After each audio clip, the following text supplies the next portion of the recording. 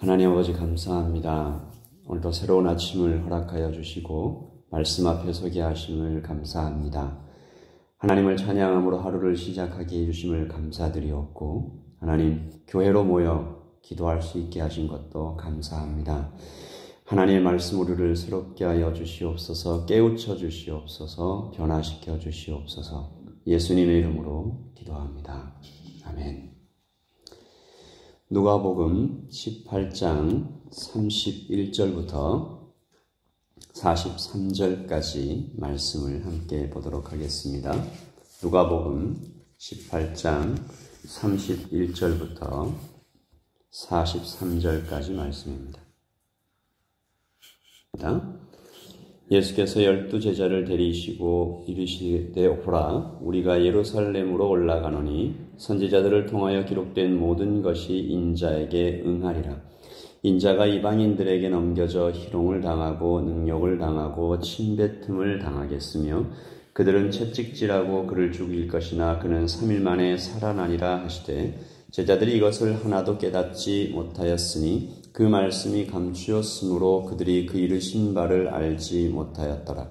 여리고에 가까이 가셨을 때에 한 맹인이 길가에 앉아 구걸하다가 무리가 지나감을 듣고 이 무슨 일이냐 물은데 그들이 나사렛 예수께서 지나가신다 하니 맹인이 외쳐 이르되 다윗의 자손 예수여 나를 불쌍히 여기소서 하거늘 앞서가는 자들이 그를 꾸짖어 잠잠하라 하되 그가 더욱 크게 소리질러 다윗의 자손이여 나를 불쌍히 여기소서 하는지라.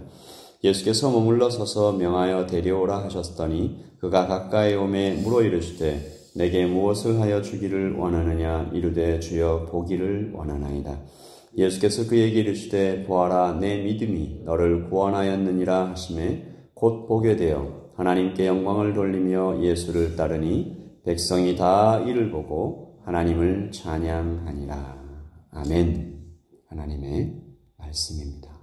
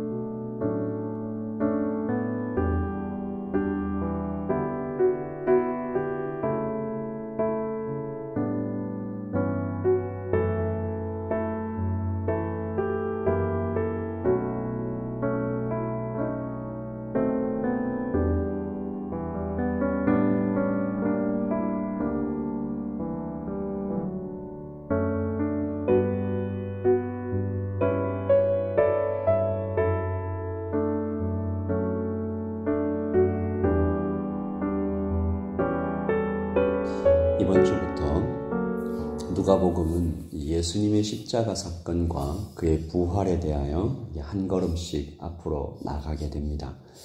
4월 4일 주일에 부활주일을 맞기 전까지 복음서는 계속해서 그 방향으로 걸어가게 되는데요. 예수님께서는 죽으시는 그날 고난의 사건이 있기까지 여러 번 당신의 죽으심에 대하여 그날의 참혹함에 대하여 또 제자들의 배반에 대하여 낙심에 대하여 말씀해 주십니다.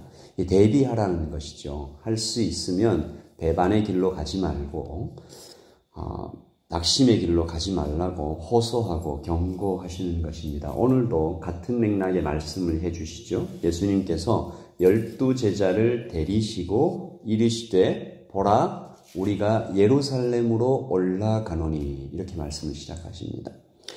제자들이 예수님의 이 말씀을 듣고 어떤 생각을 했을까? 제가 한번 상상을 해봤는데요. 분명히 기대했을 것입니다.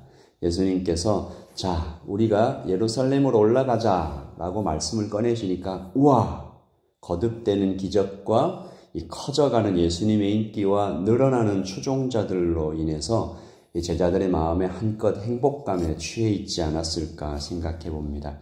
예수님께서 왕 되시면 나는 어떤 자리에 앉게 될까? 어떤 영광을 얻게 될까? 지금까지 겪었던 많은 고생이 한순간에 보상을 받게 될까? 이런저런 생각에 그들의 마음이 어지러워졌고 영혼에 탁한 어둠이 차올랐던 것이 아닐까. 그래서 예수님께서 예루살렘으로 올라가노니 하고 나서 선지자들을 통하여 기록한 모든 것이 인자에게 응하리라 하고 고난에 대해서 쭉 다 얘기하셨는데 알아듣지 못했다. 이 결론입니다. 34절에 보시면 제자들이 이것을 하나도 깨닫지 못하였으니 그 말씀이 감추었으므로 그 이르신 바를 알지 못하였더라. 저는 이때 예수님의 마음이 얼마나 아프셨을지 사실 상상하기 좀 어렵습니다. 그들이 예수님이 어떤 말씀에 귀를 닫았던 것이냐 하면 32절입니다. 인자가 이방인들에게 넘겨져 희롱을 당하고 능욕을 당하고 침뱉음을 당하겠으며 그들은 채찍질하고 그를 죽일 것이나 그는 3일 만에 살아나리라 하시되. 물론 3인칭으로 말씀하셨고 인자가 그는 이렇게 얘기하셨지만 예수님은 그 이전에도 그 인자가 자신이심을 당신이심을 여러 번 말씀을 하셨죠. 그러므로 내가 채찍질 당하고 내가 침뱉음 당하고 내가 모욕을 당하고 죽을 것이다. 그러나 3일 만에 살아나리라고 말씀하신 것인데 짧은 두 구절 말씀에 어마어마한 내용과 예수님의 고난이 선명하게 담겨져 있는데 그들은 도대체 알아듣지 못합니다. 예수님께서 이 제자들이 전혀 알아듣지 못하는 이 참담한 현실에 대해서 아무 말씀도 하지 않으시죠. 그러나 이어지는 사건에서 예수님은 말보다 더 크게 말씀하십니다. 이어지는 사건은 제자들과 또 우리에게 보여주시는 예수님의 메시지라고 할 수 있죠. 한 맹인을 만나는 사건입니다. 예수님의 소식을 듣고 있는 힘을 다해서 소리를 지르는데 사도 누가가 그의 외침이 즉시 이루어졌음을 아주 긴박하게 전하고 있죠. 35절에 앉아 구걸하다가 36절에 듣고 물었다. 무슨 일이냐? 37절에 예수께서 지나가신다 하니 38절에 외쳤다. 이 빠른 호흡으로 한 번에 급하게 이 일이 진행되었음을 기록하고 있습니다. 38절 같이 읽어볼까요? 맹인이 외쳐 이르되 다윗의 자손 예수여 나를 불쌍히 여기소서. 이 굉장히 크게 소리를 질렀다는 것입니다. 사람들이 그를 꾸짖어서 도저히 우리가 다른 이야기들을 할 수도 없고 이걸 뭐 진행을 할 수가 없으니까 좀 조용히 해라. 그런데 그가 이 말을 듣자마자 더 크게 소리를 지릅니다. 예수님께서 멈추시고 데려오라. 그리고 그에게 물어보시죠. 41절입니다. 내게 무엇을 하여 주기를 원하느냐? 이르되 주여 보기를 원하나이다. 내게 무엇을 하여 주기를 원하느냐? 이 말씀은 누구에게 하시는 말씀인가요? 물론 그 맹인입니다. 그러나 둘러서 있는 제자들에게 또 이 말씀을 읽는 우리들에게 질문은 두 가지입니다. 여러분도 한번 대답해 보십시오. 첫 번째, 네가 지금 가장 원하는 것이 무엇이냐? 둘째, 너는 내가 그것을 이루어 줄 수 있는, 너는 내가 고쳐줄 수 있는 사람이라고 믿느냐? 맹인은 대답합니다. 주여, 보기를 원합니다. 주여라고 대답했던 것에 대하여 또 다윗의 자손 예수여 나를 불쌍히 여기소서라고 크게 소리 지른 것에 대하여 맹인은 믿습니다라고 대답한 것입니다. 예수님은 그러므로 이 맹인의 사건을 통해서 제자들에게 이렇게 질문하시는 것이죠. 누가 맹인이냐? 누가 맹인의 눈을 뜨게 할 수 있느냐? 깨닫지 못하고 보지 못함을 왜 안타깝게 여기지 못하느냐? 저 맹인의 외침이 너에게는 안 들리느냐? 그는 온 힘을 다해 외치고 있지 않느냐? 다윗의 자손 예수여 나를 불쌍히 여기소서. 맹인이 아니고 누가 이 기도를 저렇게 열심히 드려야 하느냐? 예수님께서는 제자들에게 너희들은 영적인 맹인이라고 비유해서 말씀하고 계시는 것이죠. 제자들과 맹인은 어찌 보면 전혀 다른 사람이고 비교할 수 없을 만큼 먼 거리에 있는 것 같지만 사실 영혼의 눈이 멀어버렸다는 점에서 똑같은 처지라는 것입니다.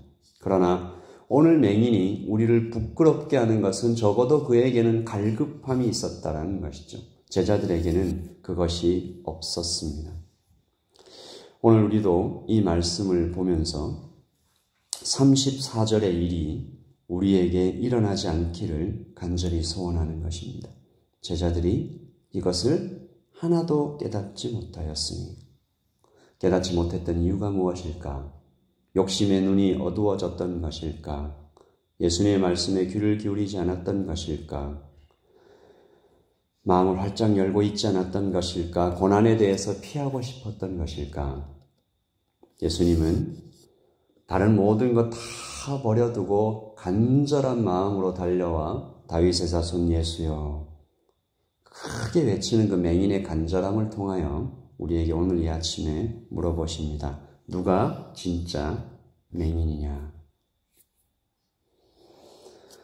우리 하나님 말씀 생각하시면서 찬송가 515장, 통일 찬송가 256장입니다. 눈을 들어 하늘 보라.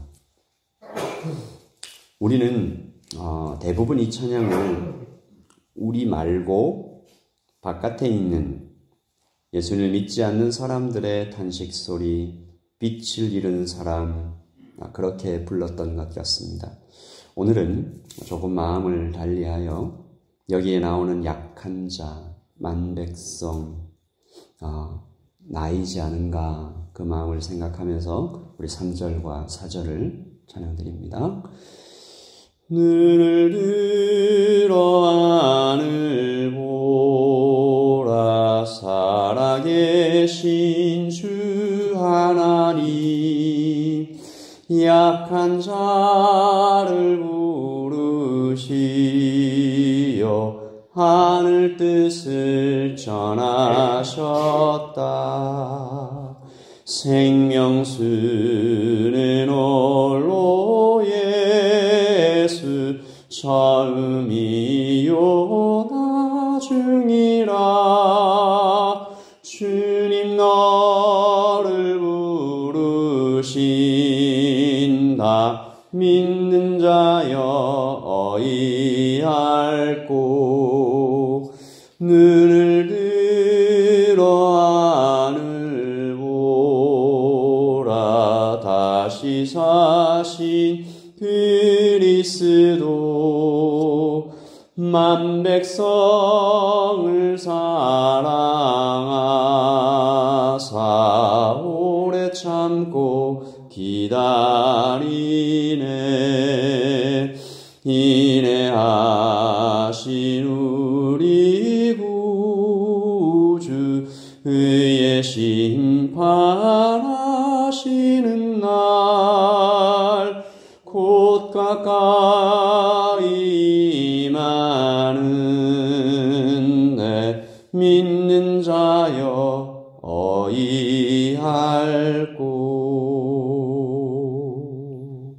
아멘.